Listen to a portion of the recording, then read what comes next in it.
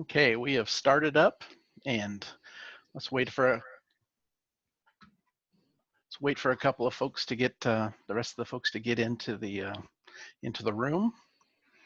Looking forward to this this webinar. It's been talked about a lot, been asked for quite a bit, and it's our second of our webinars where we're having co-hosts. So this one, this is proving to be pretty exciting. A lot of people are pretty happy with it. So with that, let's go ahead and get started. This is the next of our series of webinars. This one is SmartyCam Best Practices, and it's our second one of having a co-host. Peter Krause from Peter Krause and Associates is going to be our co-host today. We're going to do a couple of quick introductions around the room of folks that are going to be helping us in the question and answer box and answering some questions when we have our open question and answer at the end. So we'll introduce them in a second. A couple things just as we get ready to go before we do the introductions. Make sure when you're typing into your question and answer box that you can ask anything you need to ask, but make sure it's coming into the question and answer box, and try to keep them focused around the topic of SmartyCam Best Practices today. If you have a question that you want answered later, or some of our folks will be able to do that in real time, go ahead and put it in there, but realize that we won't probably talk about it here. So we're going to keep this focused on the SmartyCam Best Practices. Everybody will be chatting in the chat box. All that's fine as well, but take your questions that you want us to actually answer. Is make sure that you take a look at and put those into the question and answer box. Okay, that will help us tremendously. And so let's go around the room a little bit of the help that we have here that's going to make this a success. And we'll start with Robbie giving us just a quick introduction of himself and what he does with AIM. Hey guys, Robbie, and been with the company 10 years. I think most of you have probably heard that by now, but just wanted to give some follow-up. Earlier in the webinars, we were talking about what projects we were working on. I was lucky enough to just finalize mine on the Arctic Cat dash removal. I'm sorry, Textron now, dash removal. So we're all still working, whether it be in a limited capacity or producing webinars and things like that. But it is nice to finally close a project down and complete it. So. Especially in these times when especially in these times when it's a little harder to get our work done. I'm glad you're able to do that kind of stuff at home. That's nice. Cameron, you're up next. Give us a little bit about you. Hi everybody. My name's Cameron. Thanks for coming today. We're definitely having a good time doing these webinars. Twice a week. Right now, still working on some wiring. We've got some custom projects. Actually, a couple backlogged right now. And really, that's what we're doing.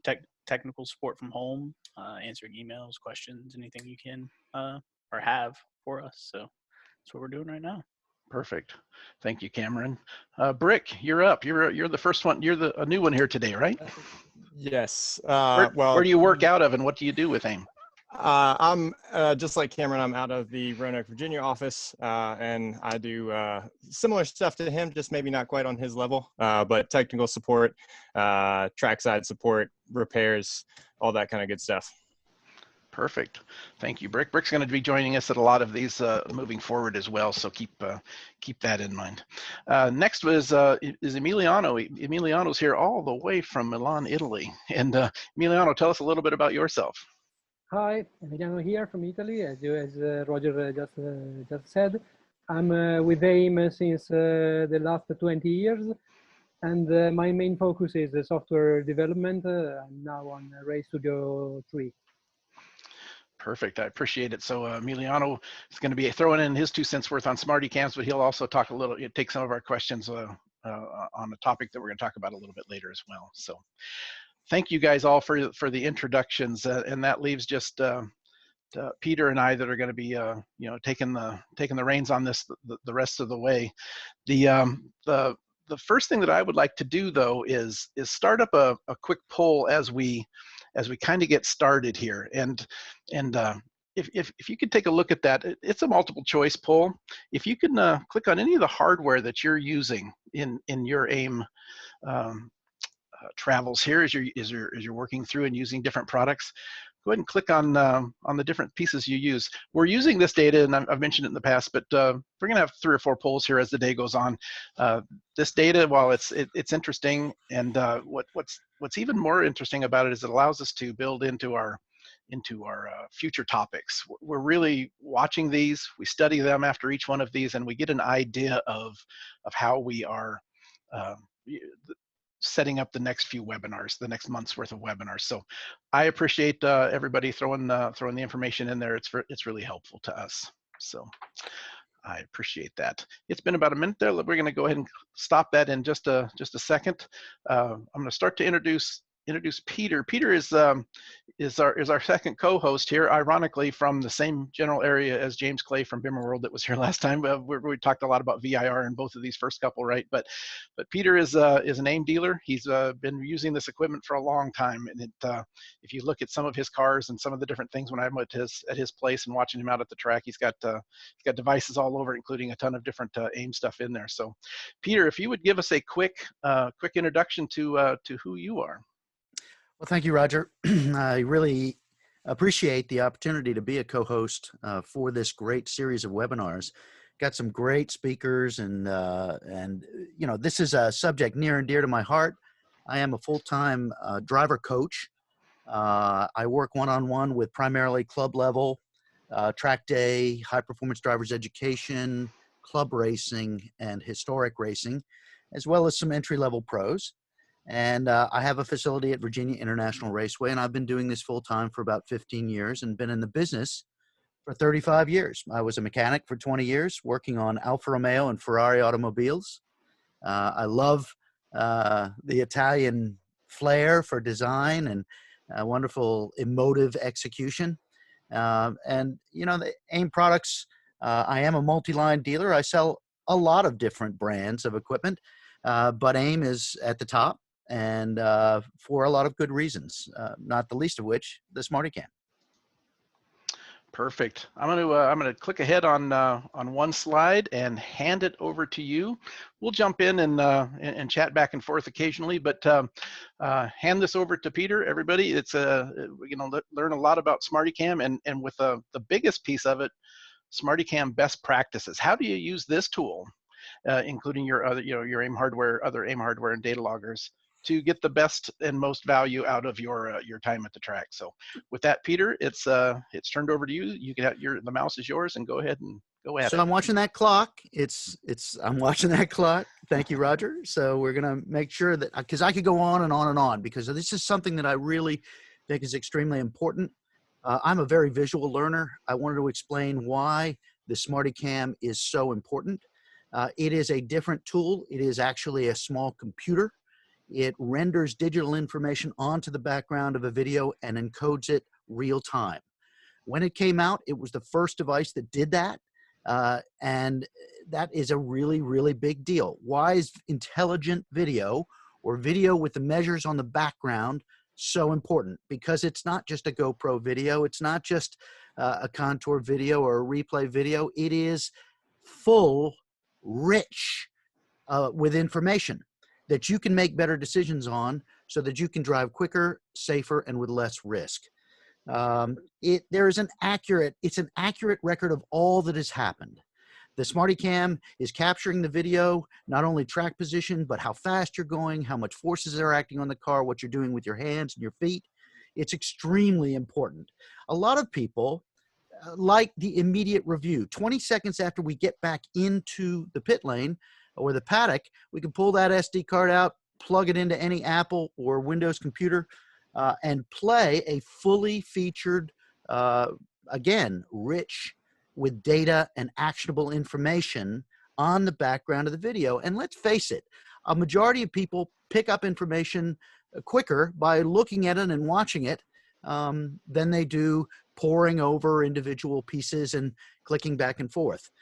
It's also the primary influencer on the data you're about to review. So what that means is sometimes we don't know why the squiggly lines look the way they do. It is important that you look at the data and the information from a wide variety and a wide array of perspectives. Video is a very important one because it does influence what you do with your hands and your feet. Also, car position. I use something called the 80-20 rule, and that is that most drivers, almost every driver, does 80%, 85% of a lap or of a skill execution well. The goal with this information is to find and focus on the 20% that'll really make a difference. And the SmartyCam is an integral, necessary tool for that. So I'm going to actually move forward and talk a little bit about the SmartyCam hardware evolution. I love this little icon on the top left. The SmartyCam is 10 years old. When it came out, it was groundbreaking. AIM really established its extraordinary customer support through the growing pains with this particular device, and we have reaped the benefits, especially in the latest versions of the hardware. But on the top, left to right, is the all-in-one devices. These are self-contained units that, with the addition of power, GPS information, and car information, they will create a full-featured video that you can make good decisions on. You don't need a data system with a ton of different sensors to get good information. We'll talk about that a little later.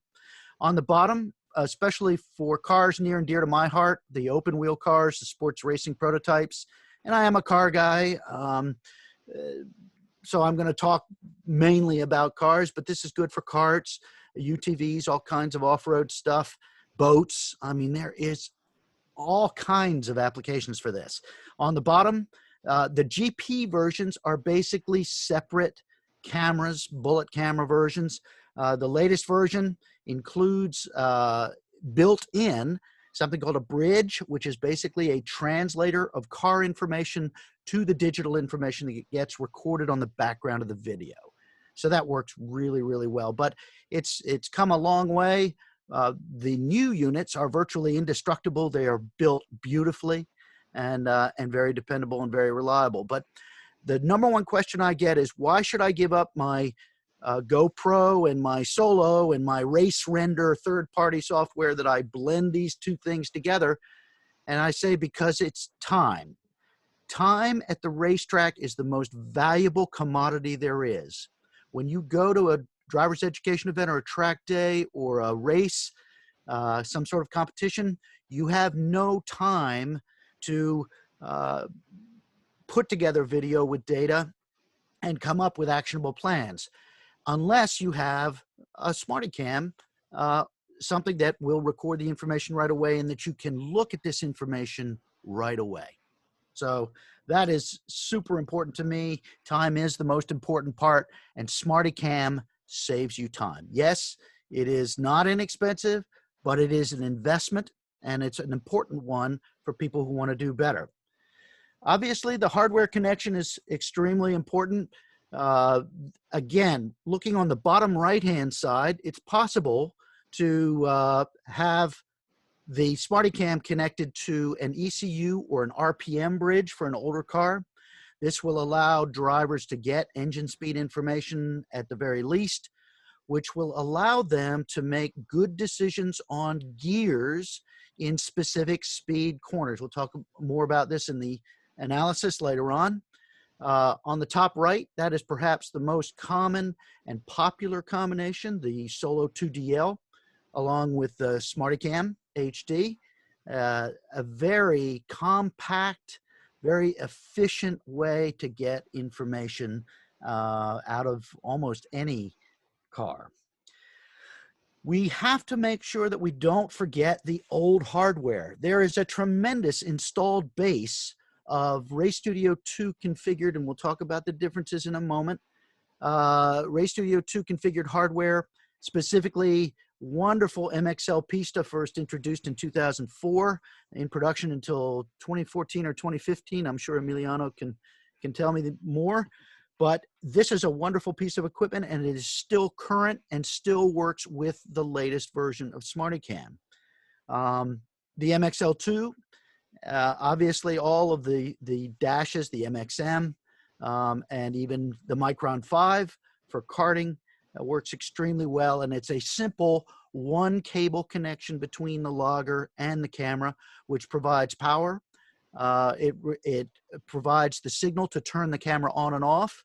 It provides GPS information, and of course car information. as well. So the SmartyCam does have an internal accelerometer. It has no way to measure speed unless there is either a logger or a GPS unit connected to it. It is recommended that you do have some sort of power if you're going to record for any length of time, because these units are designed specifically for completely automated operation. So many times I've talked to people who have a GoPro or something like that in their car, and they say, man, I had the best race and I just realized I didn't turn around and push the button. You don't have to do that with SmartyCam. This is not a sales pitch. This is an issue where drivers faced with a lot of things on the grid don't need another box on their checklist to click. No batteries to charge, no buttons to push, just set it and forget it. And that's what's really, really nice, again, about SmartyCam. So then moving forward, whoops, what did I do wrong? Try it one more time. All right, one more time. Thank you very much. Yep. So let's talk a little bit about the mounting in the car. In order to get the kind of video and the quality of video, you need to mount the camera in the car in a place where you can see where the edges of the front of the car are in relation to the edges of the road. You also need to capture some of the driver's head and hands optimally. We can do this in cars with competition cages and tubing, like the center picture, the 911 GT3 RS picture. We have a metal ram mount with a clamp mount and a SmartyCam version 2.2 camera. On the right-hand side, we have an open wheel car with the same sort of thing. And this is offset outside of the driver's head so that the driver's head does not interfere with the view of both front wheels. That is really important, especially in an open wheel car, to be able to see that. For temporary or even installations that do not have roll bars or places to use a stainless steel band clamp metal V-mount, which is what the center and the right-hand mounts are called, we can use a heavy-duty Ram suction cup mount hung from the glass on cars like the Mustang Boss 302, the GT500, the Dodge Viper, and Porsche 911s. We can hang the camera upside down. You'll make a different setting on the camera. We'll talk about that as well. When you hang it upside down to make the video right side up. The only caveat is if you are using suction cups, make absolutely sure you clean the glass within an inch of its life. Sometimes a film develops on the inside of these cars and it does affect the grip. The SmartyCam is not a super light device, but it's not heavy either. And that system works very, very well. But that picture is from a coaching engagement that I had temporarily in a car. Guy wanted to see what he was doing. Exactly. And that was the way to do it. It's interesting, Peter, that everything you got there are Ram mounts that are keeping all of those things attached and working. Most of our customers use that, and we have tons of experience with that. The suction cup mount, boy, they work pretty darn good on glass, like you mentioned. They only, sometimes you'll have trouble if you go to some Lexan or something like that, right? So while I've done we're them on flat sheet metal too. Exactly, absolutely. The great time to maybe have a second poll here, since we're looking at different types of cars. What is your type of motorsports that all of you that are watching? What is your form of motorsports? Since Peter was showing us some slides of some road racing cars, there's some open wheel stuff there and sedans, but we have people here watching all sorts of watching this from all sorts of different forms of motorsports. Go ahead and do that. We'll be chatting about this one for just leave this poll open for just a second, and then we'll share the results of this one just to give everybody an idea of who's in the audience.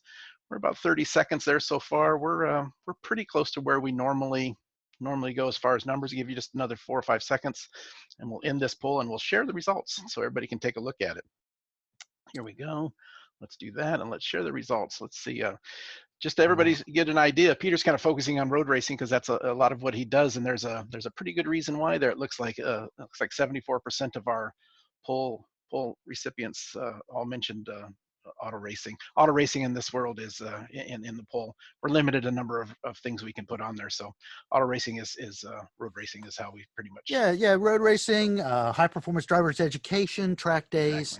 Exactly. I mean, there's a huge installed base of people that like to go around in circles. So Yeah, it's fun. and with the second one being kart racing. So appreciate all of you guys being here too. I'm going to stop sharing those results, and then I'll click on that for you, Peter. And there you are, going back to configuration best practices. All right, so let's get going with this. As you can probably tell, I'm very enthusiastic about this stuff. I can keep talking for a very long time unless Roger prods me and looks at me You're funny. doing great. One thing we didn't mention, by the way, is everybody that's watching you while you're talking, you've got a SmartyCam playing as a background image there, and we didn't mention that. But while you're watching Peter talking about stuff, you can check out him driving around VIR there as we go. So Actually, have fun this is Roebling Road in Savannah, Georgia. Now that I look at the image, I see that too. So okay. And what's remarkable about this track is it's nearly 100-mile-an-hour average with a car that's not that fast. It's pretty amazing.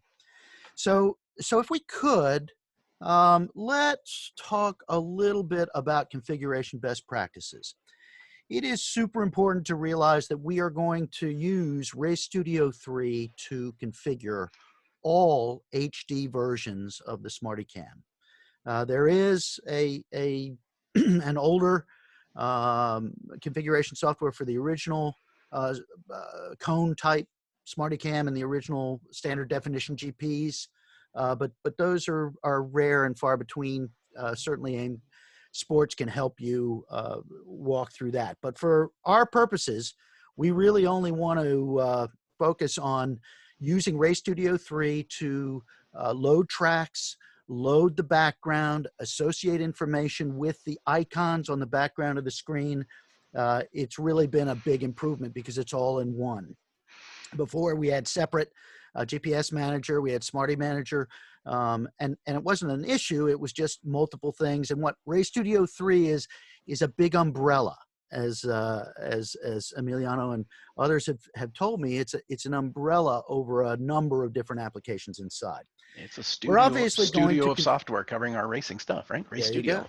Perfect. There you go. So we're going to configure the logger with either Race Studio 2 for legacy devices, older devices, things like the Solo DL and the MXL Pista and the Evo 4. And then we're going to use Race Studio 3 for the newer generation, the Evo 4S, the Evo 5, all the MX series dashes now, and the Solo 2 DL. So it's super important that you use the appropriate software in order to do this. And the first order of business is always to ensure that the latest configuration software version is loaded. This is very simple to do. There's plenty of information on that in the YouTube channel. Then the next thing to do is to make sure that the latest firmware is loaded.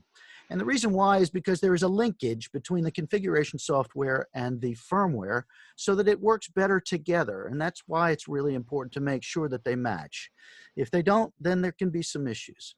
You can load the latest firmware into SmartyCams via a USB cable to your computer or your laptop, or by the SD card, which will be very easily done without any use of the computer. It's really kind of handy, and you can use the buttons to do that. There's information on the website about that.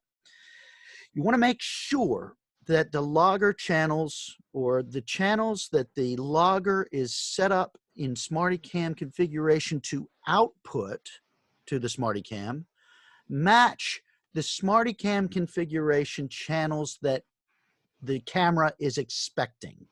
And then we want to make sure that each icon on the background of the SmartyCam video is related to a functioning proper channel. So if you have a brake light switch, a brake position would be the correct icon assignment in the SmartyCam configuration. These are all things that there are good learning videos and information available, but this is something that you really need to do. The last thing, obviously, is tracks loaded. You want to make sure that if you want the graphic element of the track on the background of the video, that you load those separately. That does not come over from the logger, although the lap timing information can do that. there have always been discussions about the limitations, format, size, and the life of the SD cards.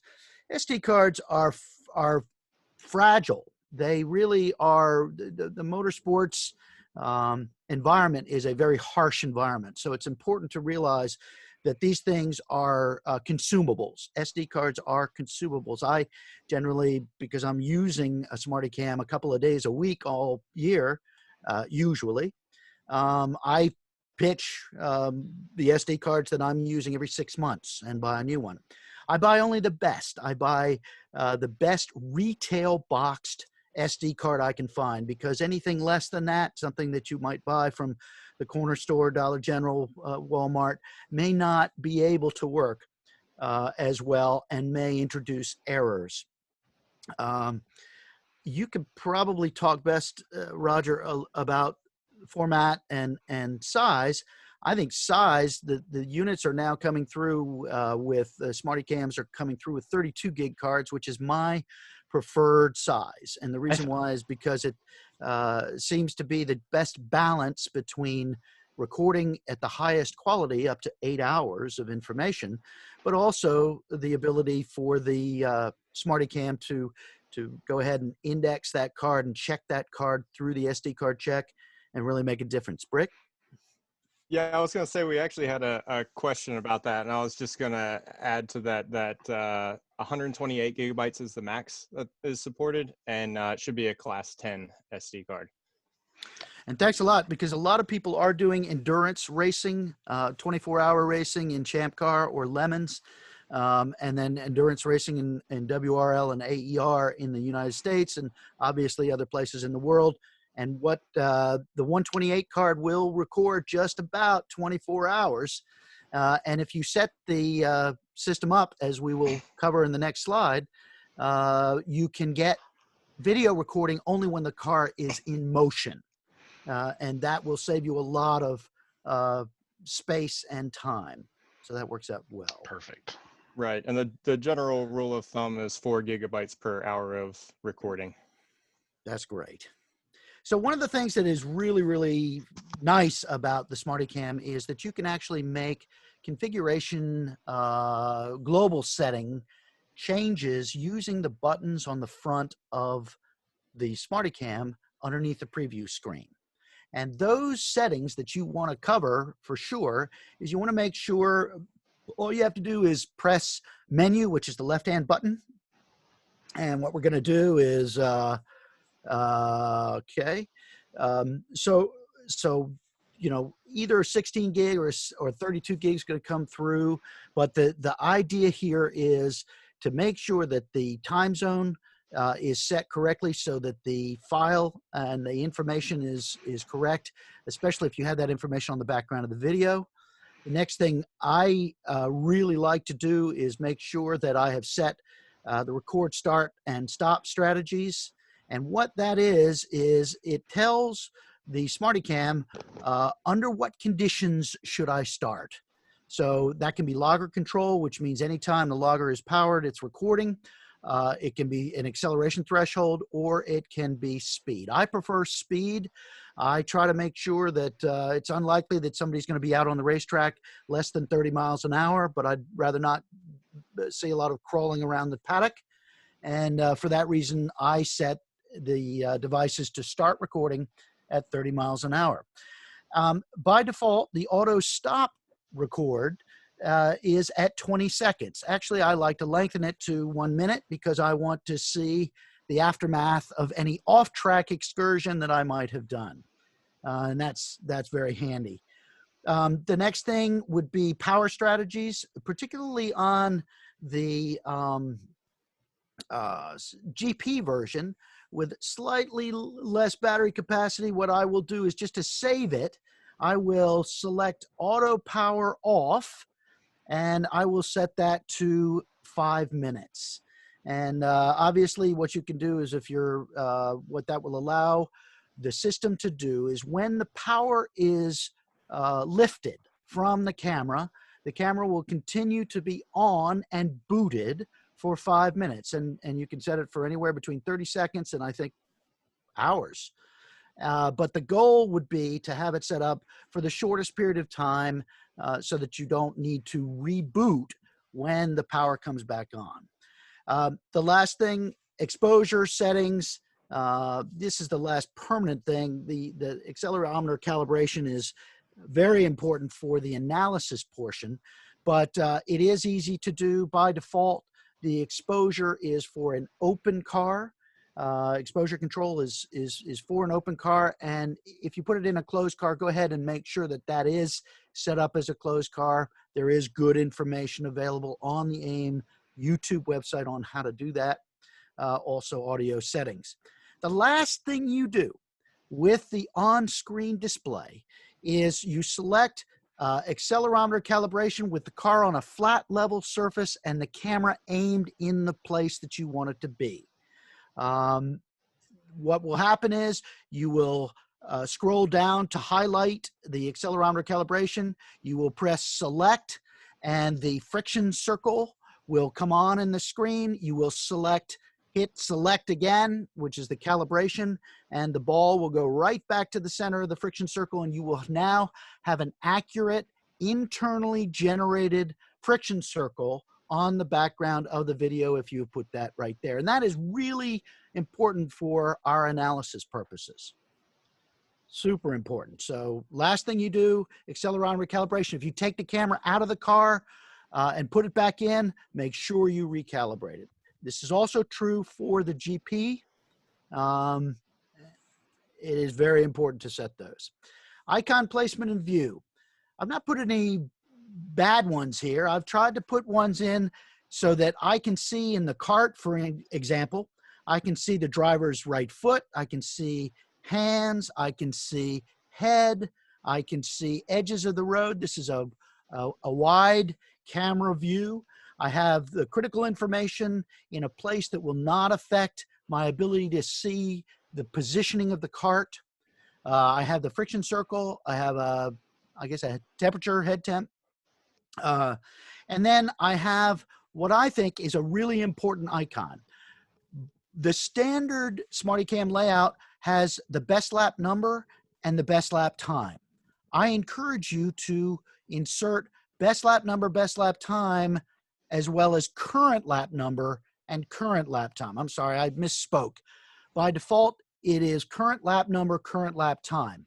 Add best lap number, best lap time, because this is going to speed up your ability to scrub to the end of the video when you come back in, go back to the beginning, and then hit it. All of these are really, really nice. They're out of the way. Here's a right-hand drive E-type at Goodwood at a members meeting. It works out really well. This system was just an RPM bridge. It works great. So then moving forward, let's talk about what you're looking for in the video. This is a really big deal, and this is one of the reasons why people are here. So we're going to try to focus on this, the 80%, 20% methodology. 80% of what you do well, leave it alone.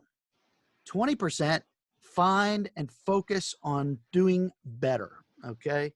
The first thing you ought to do is review the quickest lap and scrub the video to the end and then back it up to the beginning of the best lap and take a peek. So this is a 2-minute lap around VIR. It's pretty quick.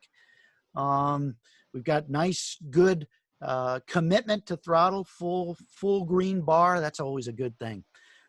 I review car placement first. I want to make sure that the placement of the car is exactly as I remember it. If it's not, then that's an area I need to focus on. I need to be using the full width of the road, and we'll talk about that in a moment, but it's super important that you do that. Speed of transitions next. How quick are you squeezing on the throttle? How quick are you attacking the brake? Are you aggressive with the throttle? Are you tame with it? The speed of transitions is super, super important. Use the video to annotate or mark up a printed track map with key performance indicators. Am I full throttle here? What is my speed here? I saw a wonderful background that had a whole bunch of health measures like temperatures and pressures on the background of the video. And I could play the video in the beginning and see the numbers and go to the end and see that the oil pressure was lower than I wanted it to be and the temperatures were higher than it could be. So without even opening the data file, I could see the health measures right away on the video. It makes a big difference in terms of saving time. Car placement review. Watch your head. Are you looking ahead? And realistically, everyone should be utilizing the full width of the track unless there's a compelling reason not to. In the video that we have on the lower hand section, obviously in the camera car, that left front wheel is right against the curb. This fellow up front ran wide, and so he will have to delay a completion to wide open throttle as he waits for the turn to end. Are you turning in early? Are you decisive with the steering? This is wonderful to watch these videos and say, boy, I'm waiting until too long to turn in, and it's making for a jerky transition. So am I carried all the way to track out? Am I carrying enough speed to have the car be carried out to the exit of the corner? Really nice. Consistency. Watch a couple laps. Don't watch the single fastest lap. Watch the second and third lap because it makes a big difference. The final question, are you hitting every apex? Yeah, perfect example of this is that picture you've got there, Peter. Couple. I'd like to start another poll since we're talking about car placement, and really that's a big part of that is experience, right? So I'd like to start another poll while Peter takes a quick breath, and I'd like to launch a poll on your experience in motorsports, or your experience, I'm sorry, of using AIM hardware, and we'll probably tweak this a little bit because some of you may not use it. You're thinking, is this, how long have I used it at the actual track, trying to add up all the numbers? But it's really just the number of years that you've, months or dates that you've been using AIM hardware. And while that poll is going on, there's an interesting question in the question and answer that this picture actually shows a little bit of it as well.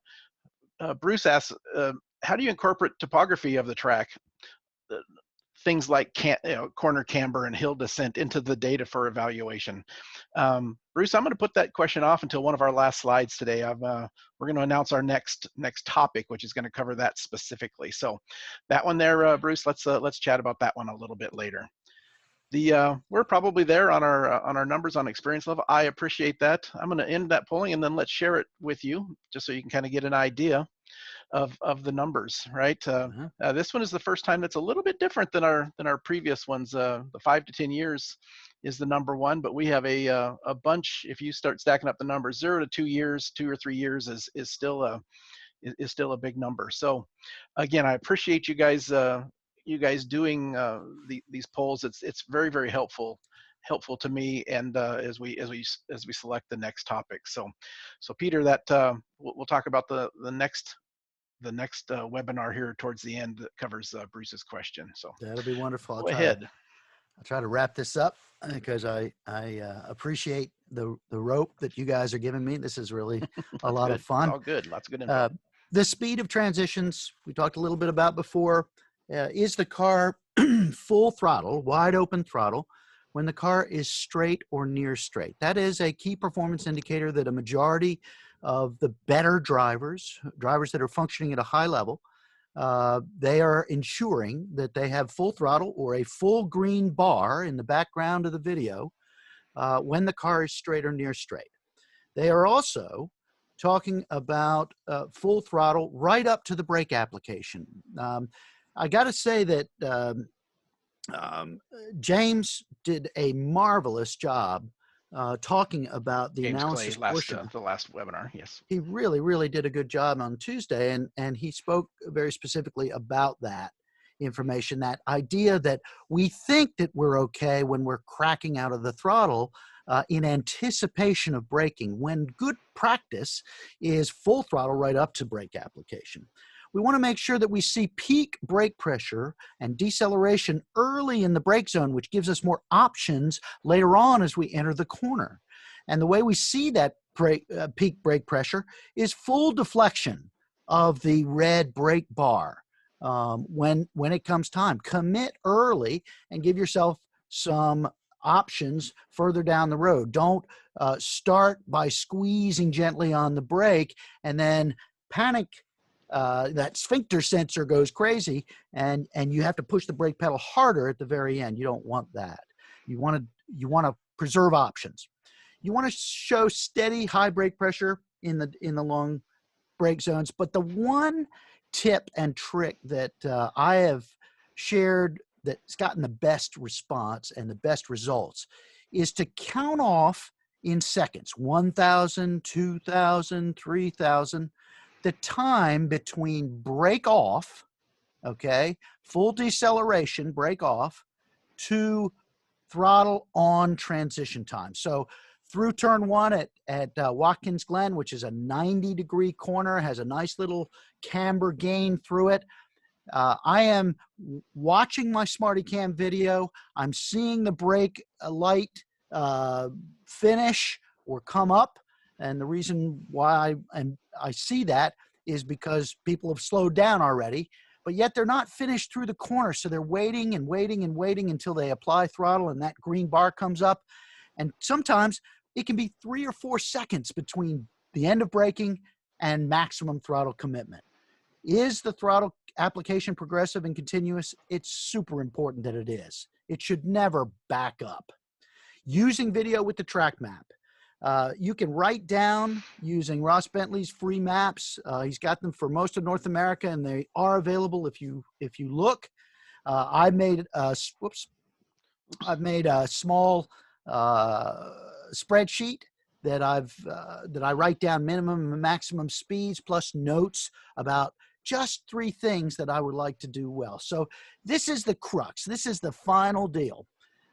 We want to note the gear and the speed relationship in slow corners. If you have 4 corners between 45 and 50 miles an hour, and you are using a particular gear in that window of speed in the slow corners, then that means you ought to be using them in all of the slow corners. The idea that you be consistent in putting the engine thrust right in the meat.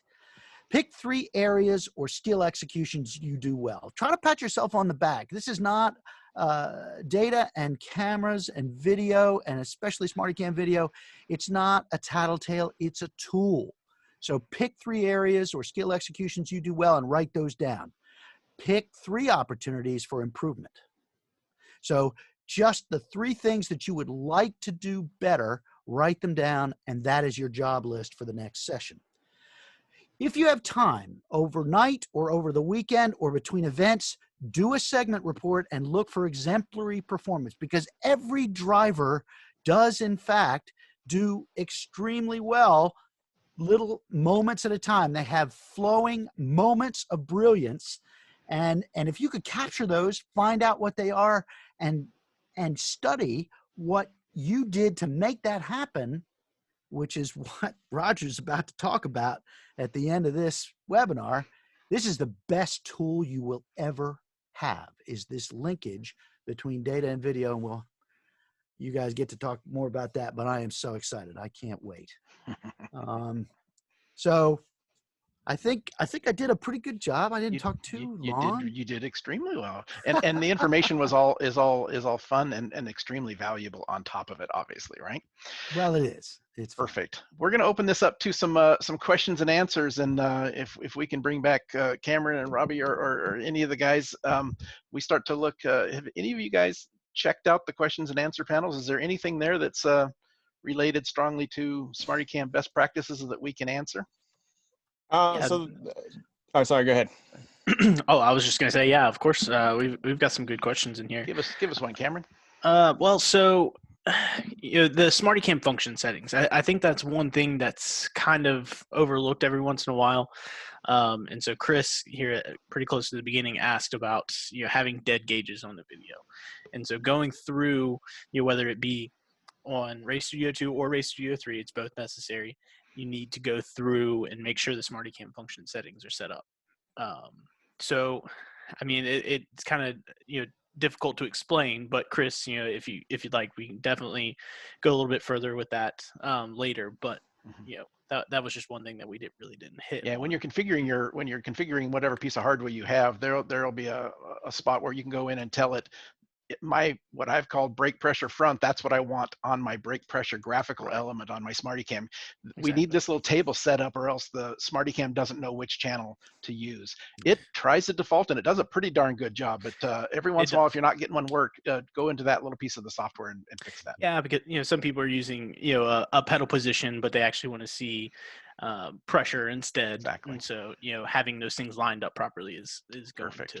to be the fix for that. So. You got any, Robbie, you see any that are in there that we haven't answered yet? I did actually see one that I would like to answer for just 1 second. Peter? It is super important to realize that if you can run multi-camera setups. You can run multiple SmartyCams off of a single logger or a single bridge. And this is useful and worthwhile, and more sanctioning bodies are looking at multi-cameras, multiple cameras, to be able to look at what is happening and do incident review both forward and backwards.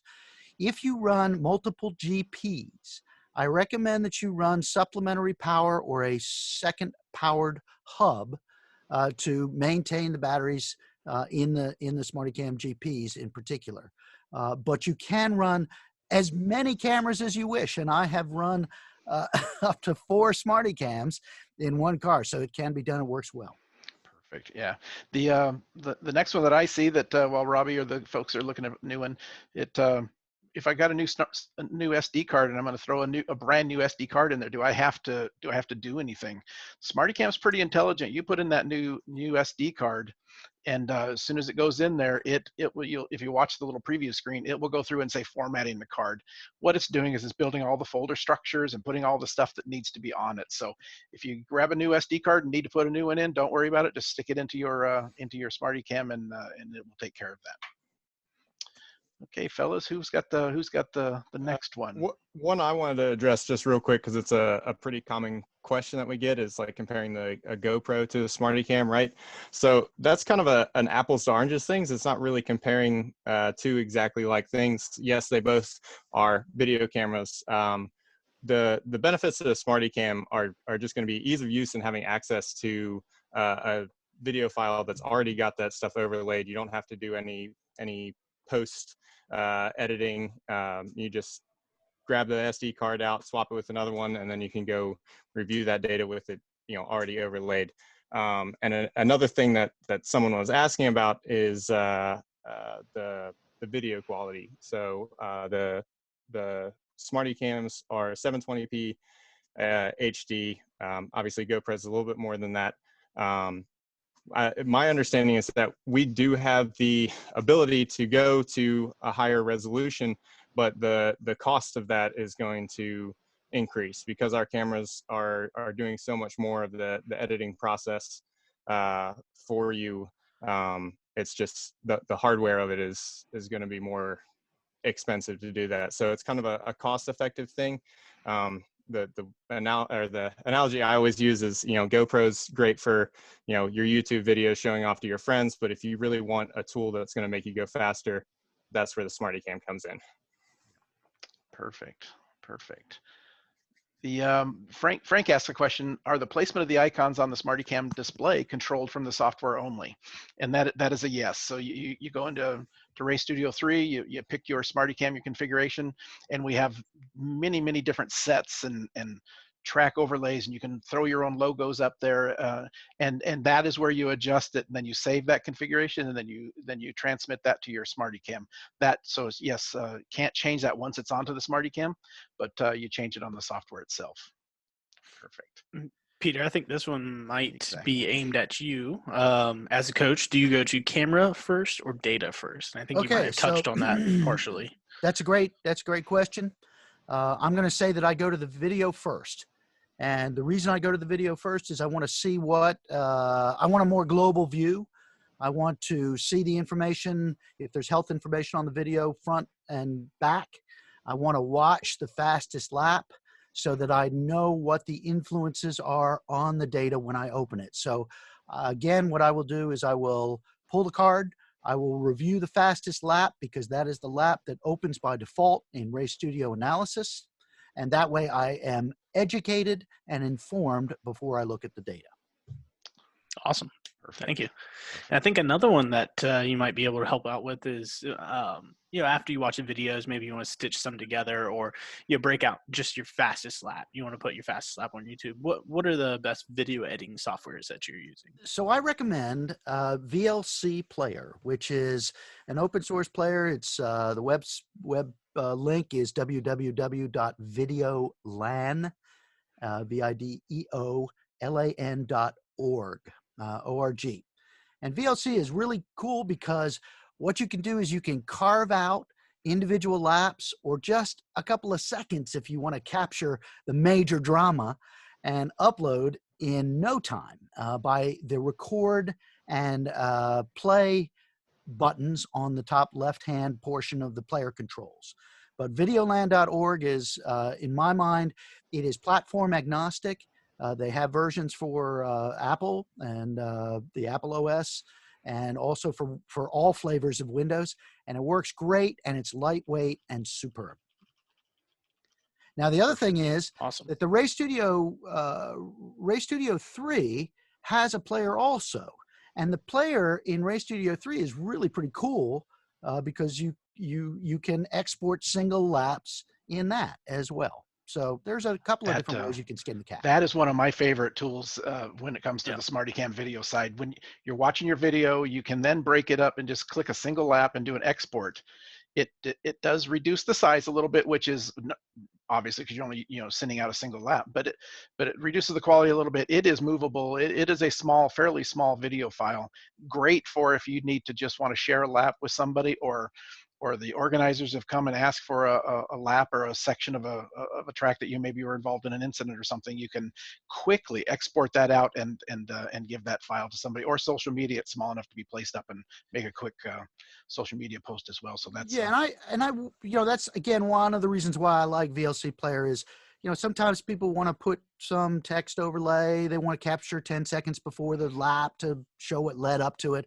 So that is another reason why you can use that. So that works out pretty well. Yeah. Is there a program that will allow me to fix FOF video files? What is an FOF video file, right? When there's a problem with either a bad SD card or a hardware problem or something has happened, every once in a while, we'll get these, your video, your MOV file, your movie file. You'll see it in your card. There'll be the movie file, and there'll be with the exact same name, there'll be an FOF file with an FOF extension. And that is a broken file. And maybe Robbie can search for it and find it on the web. We have already up. It's already up there. Thank you. In the chat room, there's we have an area that talks about how to fix those. And Emiliano has been nice enough years ago, couple years ago at least, wrote a little routine that takes those FOF files in that broken MOV file, run it through a little piece of software, and stitches those back together. I have found it to be most of the time fixes the problem. I've seen, I think, a couple of them, maybe the other guys that handle the tech support a lot will answer that differently, but I have found that movie fix file program fixes those quite a bit. Just one thing I would like to say. In my experience, FOF files are bound to bad SD cards. In my experience, normally. I have bad SD cards or an event of loss of power with no onboard battery. Yeah. So the camera's already at a low state, the power is removed, and the video file never gets properly sealed. Closed correctly. That can interruptions as well. Okay. They are rare, but when you have them, we have a little program we can fix it on, and the link is in the chat. Okay. Anybody else see questions there that we might want to go to before we start to wrap this up? So Bob Savelli also talked about Windows Movie Maker as being a good lightweight program to edit videos. So that was good. Perfect. Okay. Perfect. I appreciate all the questions and answers, the questions, and then our fellows working with us and putting together the answers. That was very helpful. Continue to send them in. We'll give you some email addresses here in just a moment where you can continue to send stuff in that we maybe didn't cover as much as what you would like. Sneak preview. One of the things I wanted to do today, since we're talking about SmartyCam, and and that data video integration is a critical point. And we've been working on, Emiliano and his team has been working on Race Studio 3 analysis for a while. And since we're talking about SmartyCam and thought maybe this would be a good time to show you what the fruit of his labors have been, right? And give you an idea. I'm going to go to a new share. I'm going to share a different screen here, just to give you an idea. So, we won't take so too before, many. Oops. Before Roger gets in on this, I just want to say that this is a feature that I use in some other maker hardware very, very effectively. And this is even a better implementation of that. So this is the daddy right here. This is a big part of what all of us have been waiting for, and Emiliano has been putting so much work and effort with his team, right? So this is Race Studio 3 analysis that if you're interested in, and we're talking weeks, probably in May sometime, early to mid-May maybe, we will keep in touch as part of these webinars and on our Facebook sites and social media. We're going to be putting out the ability for some of you to be testing this in a beta format at some point. This is still a development version here, but coming up soon, we're gonna put this out there for some of you to start to be able to test with, and then of course putting it into full production. What I've, as a trainer and support guy, is my main thing, right? Is what I kind of like about this is if you get a quick look at this, it has a lot of feel of Race Studio 2 analysis. It's not going to take you a ton to transition from your current Race Studio 2 analysis and into Race Studio 3. What you're going to see up here in the upper corner, though, let me get that annotation back on my little spotlight. There we go. Up here in the upper left-hand corner, in the current version of Race Studio 3 that you're using, you've got a little button that says Race Studio 2 analysis. When this comes out, you'll have a little button that has a 3 on it, which will then mean that you can take for a while. We'll have it jointly, you can edit and look at your data and analyze your data in either one for a while, because we understand there's a transition there, and then maybe show you just 3 quick things here inside of Race Studio 3 analysis. I've got video files. This happens to be Watkins Glen. The first thing I'd like to do is I've got a couple of traces down here, speed and RPM. I'm just going to put my cursor down here, and I'm clicking in the data, and I'm just holding my left mouse button and just dragging back and forth in the video file. I'm sorry, in the data. And I've got 3 different laps being presented to me in the data file, and I've got those same laps are automatically brought up and presented to you in the video, and it's frame by frame. You can see here, you can see the Motul sign up here in the upper corner, and how these are linked together as we roll through. Okay, and it's all automated, so we can grab down here. I can look at this one spot here where the driver downshifted one time, and try to understand why maybe that happened. Why did the driver on this one lap do that, and on other laps maybe he didn't. And as I just kind of scroll along down here, maybe it's one of the questions we get a lot is did I have traffic in my way? What kind of a thing? You can see some cars up there early on. Here's a perfect spot as he's going up through the, let me go down here in the map here. We'll talk about this in a minute. Actually, he's picking up a draft. He's going faster. Exactly. You can see the numbers actually went up. You can see where on the track it is here with an imagery in the background. So if we zoomed in, you could actually see that a little closer. And you can see on the red lap, this lap here, the lap that was his best lap, was he actually just got passed by this other car, and then he's going to catch him a little bit later as well. So just wanted to show everybody this video data linkage is working pretty darn well and pretty interesting. So let's talk a little bit more about this, Raj. Just one more thing. I'd recommend people look, when they have this capability, I recommend they look at 2 laps maximum. And the reason for this is because you really want to come to the right conclusions. And for instance, yes, exactly. So now all of a sudden we see, actually, if you added time compare, you would see areas where one did quite a bit better than the other. And you could pick and choose, and now you can see what you did to do it, which is what is Marvelous. Exactly. And it's putting them both, obviously putting them at the same time.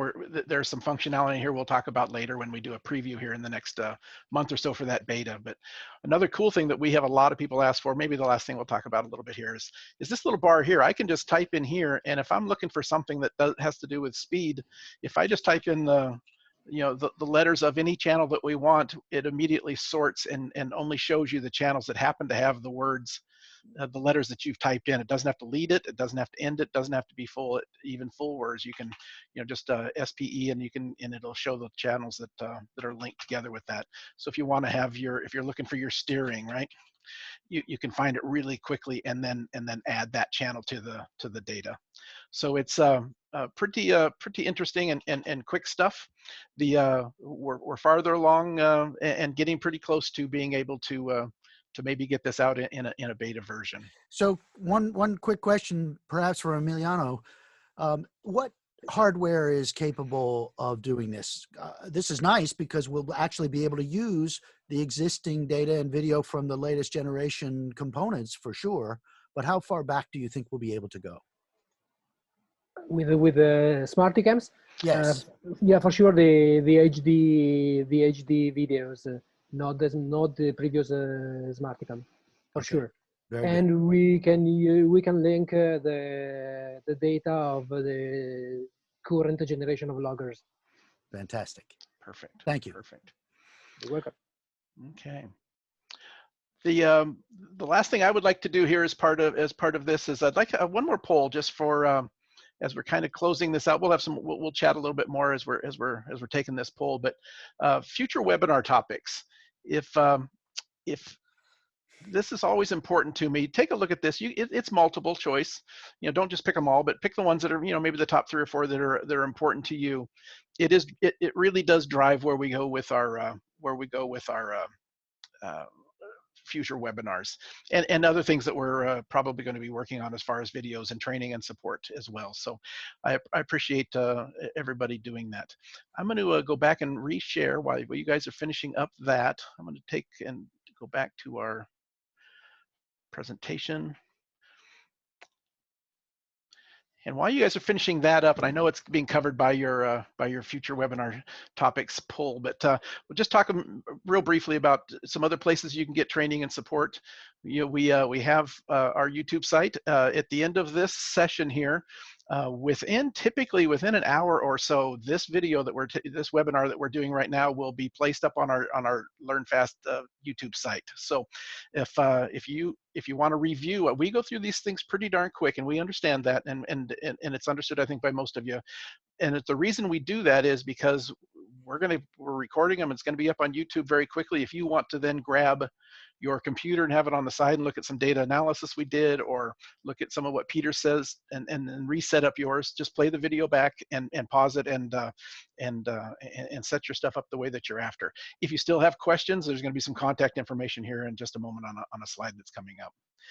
Your polling is done very well. I'm going to go ahead and close that one up, and I'm going to show you, I'm going to share that with you, just give you an idea of what it looks like.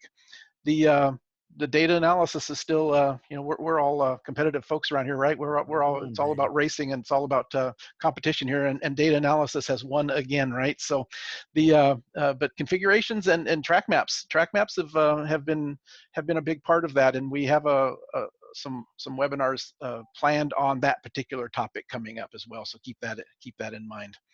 So thank you on that. I'm going to go ahead and get that out of the way so everybody can watch the last couple slides here as we close up. So go watch the video on YouTube when we get done here. That'll be very helpful to you. The customer support, I always say is AIM is really as a customer support company that happens to sell racing electronics. Most of our dealers are the exact same way. Peter certainly is.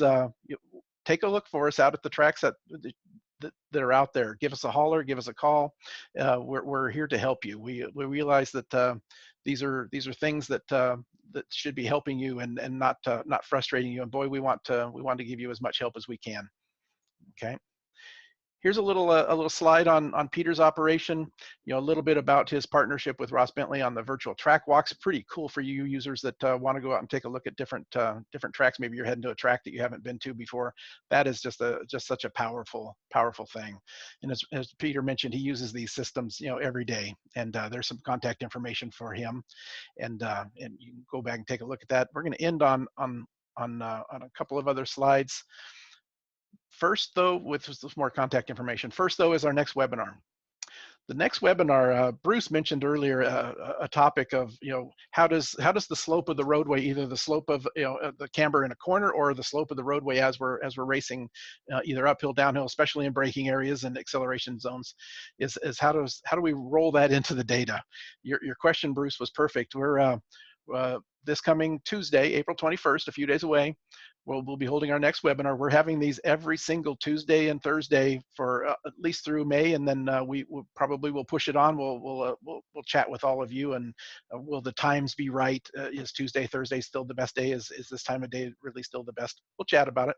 But from now to the May, every Tuesday, Thursday, with the next one being co-hosted by James Clay of Bimmer World, we're going to talk about understanding the track slope during data analysis in Race Studio 2, and understanding, boy, is uphill braking, downhill braking, and then of course the camber of different corners, and some corners that end up with camber at the end, and how do you recognize that, and how do you drive through that and use that to the best of your for lap time. So that is a big topic, and it is our next webinar that's coming up. So hope all of you will pass this around, let everybody know that we're doing these webinars, and let them know that next Tuesday, April 21st, is the next one, including that topic. Okay.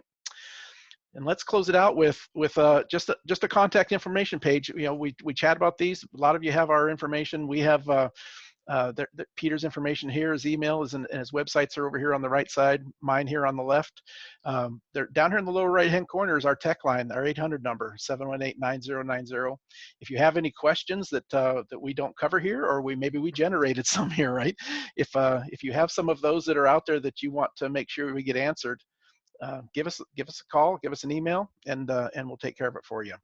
I appreciate everybody coming. I hope everybody is healthy and making it through being locked up in our homes and not at the racetrack. I know that's where we all want to be, and we'll be out there soon enough. So thanks everybody for coming. We will see you on Tuesday.